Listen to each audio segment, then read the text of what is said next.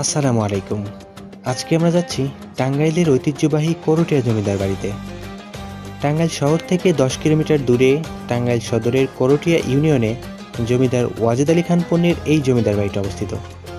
চলুন যেতে যেতে এই জমিদার সম্পর্কিত কিছু তথ্য আপনাদের সঙ্গে শেয়ার করা যাক।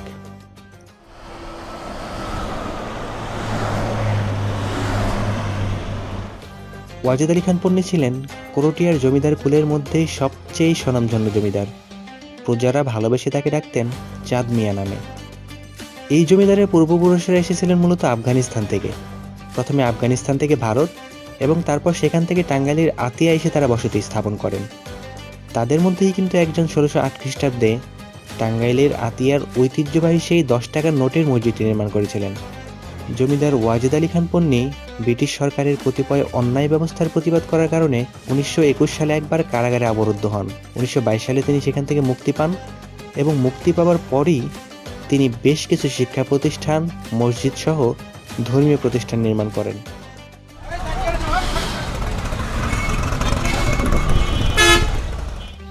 এটি করটিয়ার হাট। টাঙ্গাইল শাড়ি রপ্তানির জন্য এই হাটটির বেশ নামডাক রয়েছে। আমরা চলে এসেছি আমাদের কাঙ্ক্ষিত গন্তব্যে। এই জমিদার বাড়িটি একটি প্রাইভেট প্রপার্টি। এখানে সবাইকে প্রবেশ করতে দেওয়া হয় না। আমরা আগে থেকে পারমিশন নিয়ে রাখায় গেটে আমাদের রিসিভ করার জন্য লোক আসছেন।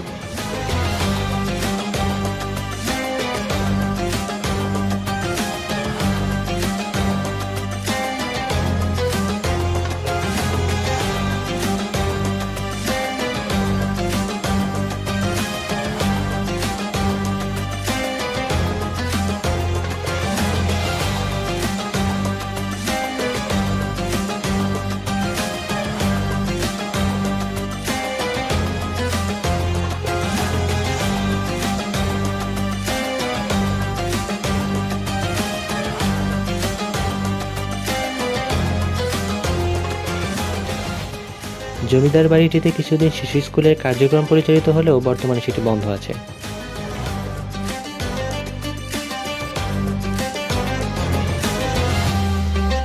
প্রাকৃতিক এবং নিরিবিলি পরিবেশের এই জমিদার বাড়িটি প্রায় 1 কিলোমিটার দীর্ঘ এবং 1/2 কিলোমিটার প্রস্থ বিশিষ্ট একটি প্রাচীর দিয়ে ঘেরা।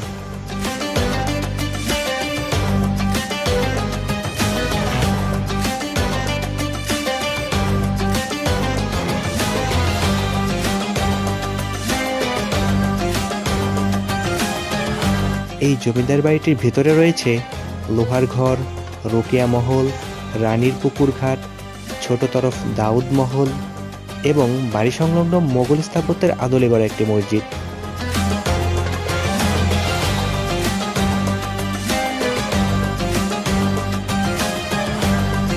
আজকের মতো বিদায় নিচ্ছি।